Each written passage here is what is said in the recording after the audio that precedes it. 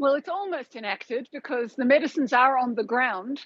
I think it's a sign of how hard it is to do a good deed in the context of this war, because France and Qatar wanted to solve a problem which has bothered Israel for a very long time, which is no medicines get to hostages. So they proposed a deal under which medicines would get to hostages and to Gazans. And it would be special planes delivered from Qatar, land in Egypt, go directly in. And that was agreed. In fact, Israel's Prime Minister's office boasted about it earlier in the day. Look what we've managed to engineer via Qatar. And then Musa Abu Marzouk, one of the Hamas leaders outside the Gaza Strip, tweeted boasting about how for every box of medicine going to the hostages, 1,000 boxes would go to Gazans, and that he had organised that they would not come from European sources. These would only be medicines from Qatar, certainly not European or Israeli, and that he had organised that there would be no Israeli inspection of these medicines. And, then it turned into a political story in Israel, where Israel's prime minister then said, oh, I didn't know about that bit. That was someone else's responsibility. And now those medicines will be, first of all, inspected by Israeli troops to make sure they contain only medicines, and then they'll go in.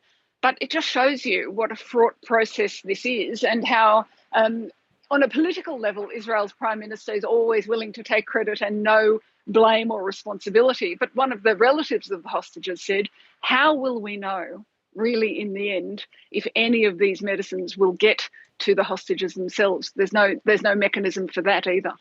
They did talk about the International Committee of the Red Cross, though, playing a role.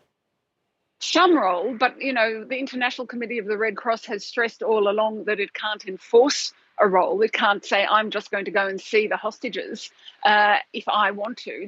No Red Cross inspector can do that. They've been very clear about that all along, because the relatives of hostages have been quite aggressive with them and said, why don't you go, you can go in there, you go. And they say, that's not our role. So if Hamas doesn't want them to see a hostage, or doesn't want a hostage to tell the Red Cross that they have received the medicine, then they won't be telling the Red Cross that.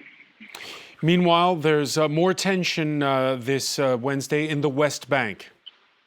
That's right. We have reports that now 10 Palestinians have died, 26 were arrested, and that was in two sets of military operations, if you like, overnight and later in the day, one in Tulkarem, one in Balata refugee camp near Nablus. I think the important thing about this, Francois, is that one of those attacks was carried out by an airstrike.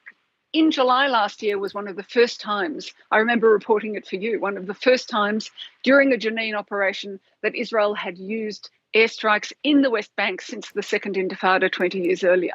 Now we don't even comment on it. It's a sign of how much the West Bank situation has escalated, how many Palestinians have died there. There are clashes daily, and it really has ratcheted up there, and that's just one sign of it.